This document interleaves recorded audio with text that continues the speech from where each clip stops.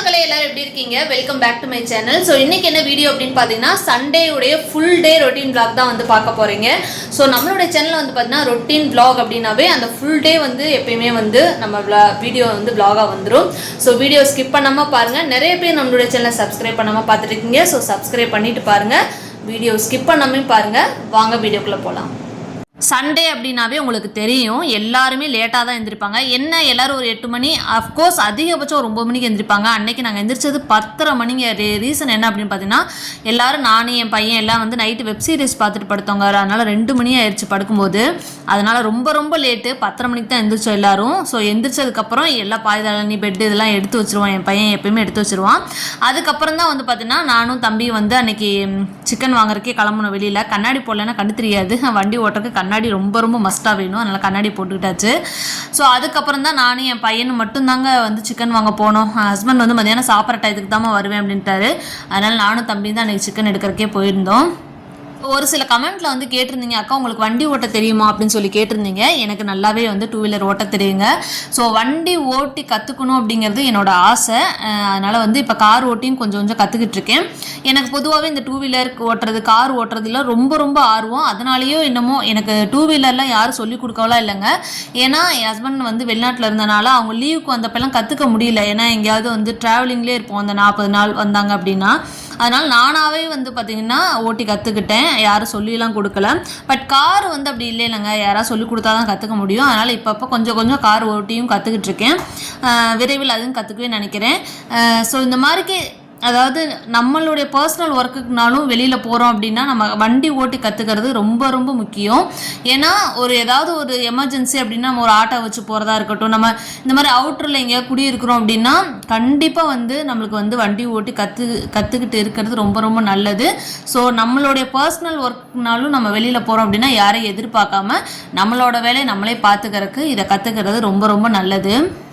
So ஒரு வழியாக வந்து பார்த்திங்கன்னா சிக்கன் வாங்கிட்டு வந்துட்டோம். இன்றைக்கி என்ன செய்யலாம் அப்படின்னு பிளான் வந்து பார்த்திங்கன்னா மிளகா சிக்கன் செய்யலாம், பருப்பு ரசம் வச்சு மிளகா சிக்கன் செய்யலாம். ரொம்ப நாள் ஆச்சு, அதனால் அதே செஞ்சிடலாம் அப்படின்னு சொல்லிட்டு வாங்கிட்டு வரும்போதே வந்து பார்த்திங்கன்னா மணி வந்து 11:30 ஆயிடுச்சுங்க. அதனால் சரி இதுக்கப்புறம் நம்ம ரிஸ்க் எடுக்க வேணாம் வீடியோ எடுத்து. ஏன்னா வீடியோ எடுத்துகிட்டு நம்ம வந்து சமைச்சோம் அப்படின்னா ரொம்ப டைம் ஆயிரும். வீட்டுக்காரர் வந்து வந்துருவாங்க அப்படிங்கிறனால நான் வீடியோ எடுக்காமல் தான் இன்றைக்கி வந்து சமைச்சேன். ஸோ சீக்கிரமாகவே சமைச்சு முடிச்சிட்டோம் அப்படின்னா கொஞ்சம் நமக்கும் ரிலாக்ஸாக இருக்கும், நம்மளுக்கு வேலை முடிஞ்சிடும். இல்லைன்னா சண்டே ஃபுல் டே வந்து வேலை பார்த்துட்டே இருக்க மாதிரி இருக்கும்னு சொல்லிட்டு நான் வீடியோ எடுக்கலை. ஸோ அன்றைக்கி என்ன செஞ்சேன் அப்படின்னு பார்த்தீங்கன்னா வடித்த சாதம் தான். நம்ம வீட்டில் எப்பயுமே வடித்த சாப்பாடு தான் செய்வோம்.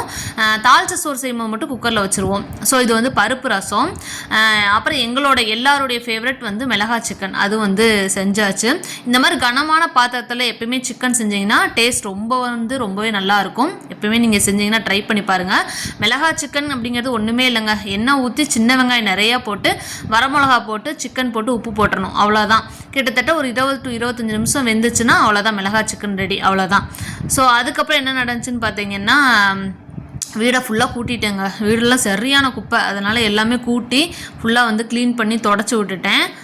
ஸோ எப்பயுமே நமக்கு ஒரு வேலை முடியுது அப்படின்னா எப்பயுமே வீடு ஒரு தடவை கூட்டி தொடச்சிருவேன். ஏன்னா மறுபடியும் குப்பை விழுகுங்கிறது எனக்கு நல்லாவே தெரியும். சாட்டர்டே சண்டே அப்படின்னாலே நம்ம ஒரு தடவைக்கு 2 தடவை கூட்டி தொடச்சா தான் வீடு கொஞ்சமாவது க்ளீனாக இருக்கும்.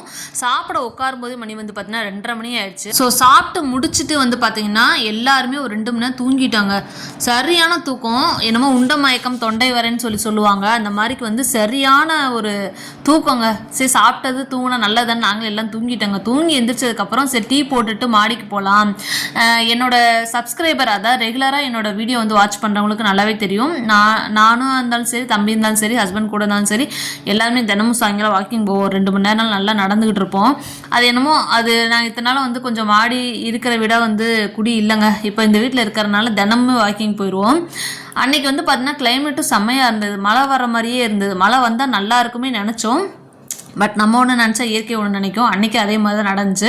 மழை வரல, பட் காற்று கொஞ்சம் நல்லா இருந்தது. என்னோடய கேமராவில் வந்து அந்தளவுக்கு வந்து கிளாரிட்டி இல்லை அப்படிங்கிறனால தெரியல. பட் காற்று நல்லாவே இருந்ததுங்க. அதனால் வந்து காற்று அப்படியே ரசிச்சுக்கிட்டே வந்து பார்த்திங்கன்னா நான், என் ஹஸ்பண்டு, என் பையன் என்ன வந்து டீ குடிச்சிக்கிட்டே வாக்கிங் போயிட்டுருந்தோம்.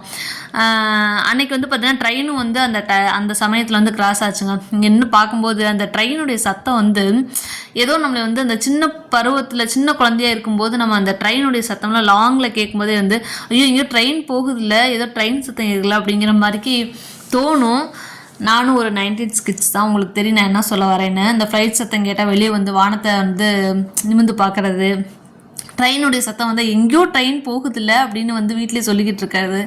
அந்த மாதிரி தான் இப்போ நம்ம வீட்டு மாடியிலேருந்தே வந்து இந்த வியூ பார்க்கும்போது செம்ம அழகாக இருக்குது. எப்பயுமே வந்து தினமும் வந்து பார்த்திங்கன்னா நம்ம வீட்டுக்கு மொட்டை மாடியில் நின்னோம் அப்படின்னா இந்த மாதிரி ட்ரெயின் கிராஸ் ஆகிறது நல்லாவே தெரியும். தினமும் நின்று நானே என் பையன் எல்லாம் வேடிக்கை பார்த்துட்ருப்போம். ஸோ நம்ம வீட்டுக்கு ஏற்ற மாதிரி வந்து பார்த்திங்கன்னா இந்த மாதிரி கிணறு ஒன்று இருக்குங்க. இது ஓப்பனாக இருக்குது. ரீசெண்டாக வந்து பார்த்தீங்கன்னா ஒரு ஆட்டுக்குட்டி வந்து உள்ளே விழுந்துருச்சு. ஆடு மேய்க்கிறவங்க வந்து பார்த்திங்கன்னா இந்த பக்கம் போயிட்டு இருக்கும்போது திடீர்னு ஒரு ஆட்டுக்குட்டி வந்து பார்த்திங்கன்னா உள்ளே விழுந்துருச்சு. ஆனால் அதை வந்து ரெஸ்கியூ பண்ணிட்டாங்க, உடனே வந்து அதை காப்பாற்றிட்டாங்க. இருந்தாலும் சில பேர் என்ன சொல்கிறாங்கன்னா வீட்டுக்கு ஏற்ற மாதிரி இந்த மாதிரி கிணறு வந்து இருக்கக்கூடாது, அது வந்து வாஸ்துப்படி நம்ம என்னமோ சொல்கிறாங்க, வாஸ்துன்னு சொல்கிறாங்க, அது வேறு ஏதோ இன்னொன்று சொல்கிறாங்க. ஆனால் வந்து அதெல்லாம் உண்மையாக அதெல்லாம் நம்ம பெருசாக ஆராய மாட்டோம், உங்களுக்கே தெரியும்.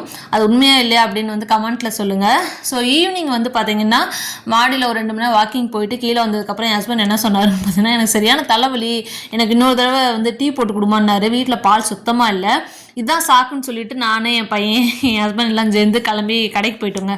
சரி அங்கே போய் ஏதாவது ஒரு டீ குடிச்சிட்டு வரலாம், இதான் சாக்குன்னு வெளியே போயிட்டு வரலாம் அப்படின்னு சொல்லி. சண்டே விட்டால் மற்ற எந்த நாளும் அவருக்கா நாங்கள் வெளியில் போக மாட்டோம். அதனால் சரி போயிட்டு வரலாம்னு சொல்லிட்டு கிளம்பிட்டோம். நம்ம எப்பயுமே எங்கேயாவது வெளியே போகிறோம் அப்படின்னா வழக்கமாக ஏதோ ஒன்று நடக்கும். அது தடையாவோ எப்படி வேணால் சொல்லலாம். அன்னைக்கு வந்து பார்த்தீங்கன்னா பெட்ரோல் காலி. கொஞ்சம் தூரம் அதான் நல்ல வேலை பெட்ரோல் பங்க் கிட்ட வரைக்கும் போகிற வரைக்குமே பெட்ரோல் இருந்தது. பட் சுத்தமாகவே இல்லை. என்னதில்லை இந்த டேங்க்கை பொறுத்த வரைக்கும் காட்டலாம் அப்படின்னு வந்தால் உள்ள வரைக்கும் அது காட்ட முடியலங்க, அவ்வளோதாங்க தெரியுது. ஆனால் டேங்க்கில் சுத்தமாக பெட்ரோல் இல்லை. சரி பெட்ரோல் வந்து அடிச்சிடலாம் அப்படின்னு சொல்லிட்டு வந்துட்டோம், பெட்ரோல் பங்குக்கு வந்துட்டோம்.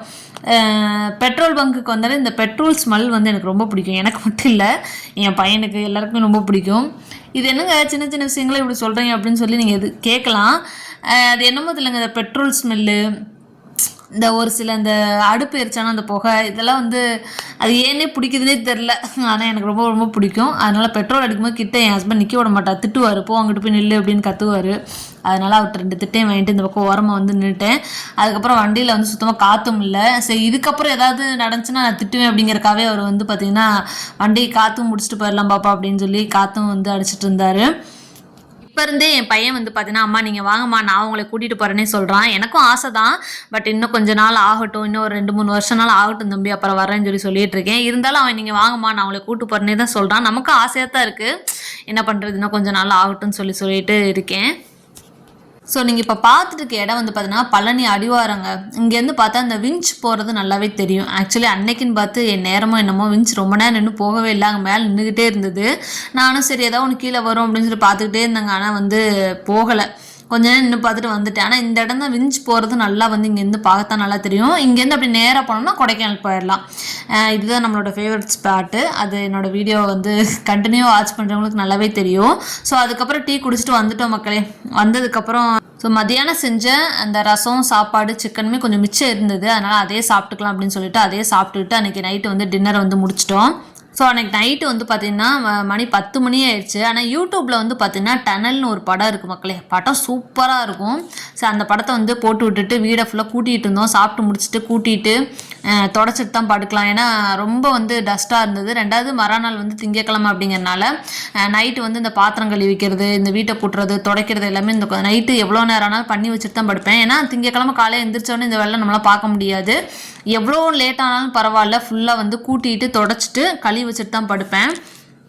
ஏன்னா திங்கக்கிழமை காலையில் எந்திரிச்சோடனே நம்மளுக்கு என்ன குழம்பு அப்படிங்கிறதுலே அன்றைக்கி ஒரு பெரும் போராட்டமாக இருக்கும். அதில் வந்து இந்த வேலையெல்லாம் நம்ம பார்க்கணும் அப்படின்னா சத்தியமாக நம்மளால் முடியாது. அதனால் எப்பயுமே மேக்ஸிமம் ஞாயிற்றுக்கிழமை வந்து எல்லா வேலையுமே முடிச்சுட்டு படுத்துருவேன். அப்போ தான் காலையில் எந்திரிச்சோடனே தம்பி வந்து சமைச்சு அவனை ஸ்கூலுக்கு தாட்டுறக்கு எனக்கு பர்ஃபெக்டாக டைம் வந்து சரியாக இருக்கும். ஸோ வேலையெல்லாம் முடிஞ்சு போய் தூங்க போகலாம் அப்படின்னு நான் நினைக்கும் போதே என் வீட்டுக்காரர் சொல்கிறாரு, நாளைக்கு எனக்கு வேலை இருக்குது, ஒரே ஒரு சட்டை மட்டும் அயன் பண்ணி கொடுத்துருமான்னாரு. ஏங்க இப்படி படுத்துறீங்க எல்லாரும் போட்டு அப்படின்னு நினச்சிக்கிட்டே தான் இருந்தேன். ஏன்னா காலையிலேருந்து வேலை பார்த்து ரொம்ப டயர்டாக இருந்தது. வழக்கமாகவே சண்டே அப்படின்னாவே நம்மளுக்கு 2 வேலையாக தான் இருக்கும். ஆனால் என்ன பண்ணுறது, செஞ்சு தானே ஆகணும். சரி ஒரு சட்டை தானே கொடுங்க அப்படின்னு சொல்லிட்டு அவருக்கும் வந்து சட்டையெல்லாம் அயன் பண்ணி கொடுத்துட்டேன். ஸோ இந்த வாரம் என்னுடைய சண்டே இப்படி தான் வந்து ஃபுல் டே வந்து கடந்து போனது. உங்களுடைய சண்டே வந்து எப்படி இருக்கும் அப்படின்னு சொல்லி கண்டிப்பாக கமெண்ட்டில் சொல்லுங்கள்.